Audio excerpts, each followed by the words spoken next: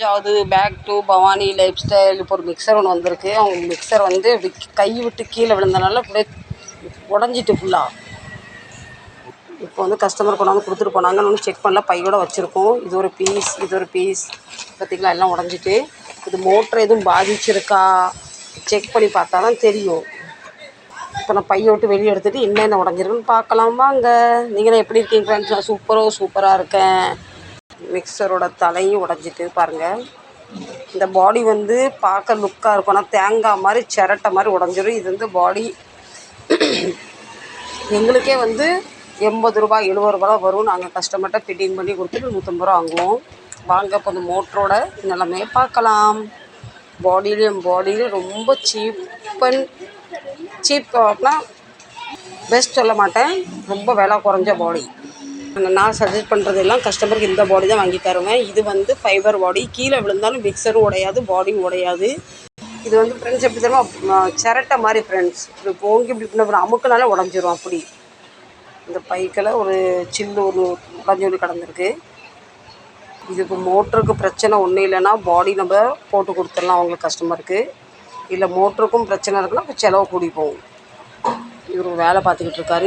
இப்போ செக் பண்ணட்டும் ஃப்ரெண்ட்ஸ். பெண்களையும் சொல்லி குத்தம் இல்லை. காலையில் ஹஸ்பண்டை ரெடி பண்ணுவாங்களா, பிள்ளைங்களை ரெடி பண்ணுவாங்களா, தண்ணியை பிடிப்பாங்களா, சோத்தை ஊட்டுவாங்களா, டிஃபன் பண்ணுவாங்களா, டீ பண்ணுவாங்களா, அந்த அவசரத்தில் வேலை பார்க்கும்போது இப்படி எசகலாம் நடக்கும் ஃப்ரெண்ட்ஸ். இப்போ செக் பண்ணுறாங்கன்னா லைன் ஒன்றுமே காட்ட மாட்டேங்குது. விழுந்ததில் வயர் ஏதோ உள்ளேருந்து ஷார்ட் சர்க்கியூட் மாதிரி ஆயிருக்கு. கனெக்டே ஆக மாட்டேங்குது வயர். இப்போ லைன் காட்டுது கொஞ்சம். நாங்கள் இப்படி செக்கிங் பண்ணும் போது ஃப்ரெண்ட்ஸ் இப்படி லைட் எரியும். லைட் எரிஞ்சால் நமக்கு லைன் இருக்குது, மோட்ரு உயிரோடு இருக்குன்னு அர்த்தம் ஃப்ரெண்ட்ஸ். இது வந்து மோட்ரு ஓகேவாக இருக்குது, பாடி மட்டும் தான் செக் பண்ணணும். பாவம் அவங்களுக்கு மோட்டரோட செலவு வரல ஃப்ரெண்ட்ஸ். நமக்கு இது வந்து பாடி சேஞ்ச் பண்ணணும்.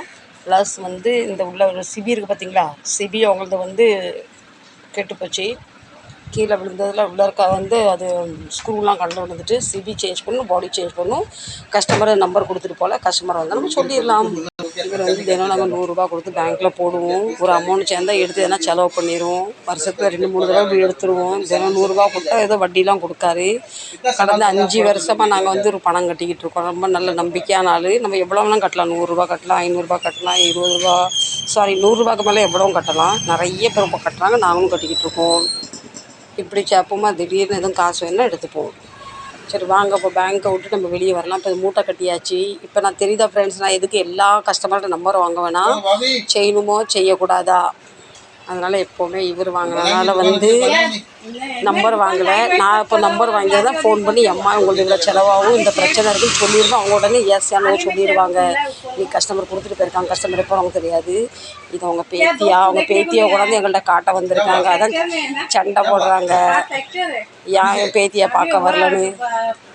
नहीं मैं बहुत दिन से इनको बोल रही हूँ, क्या भाई इधर दिखते नहीं तो रोज दिन में एक बार दिखते हैं.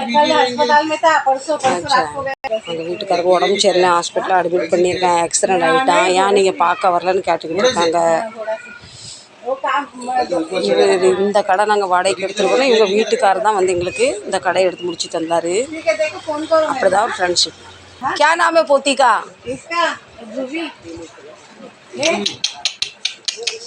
ओए चनू, मम्मी जैसी दिखती है। कितने महीने की है? अभी 7 महीना से चालू हुआ है.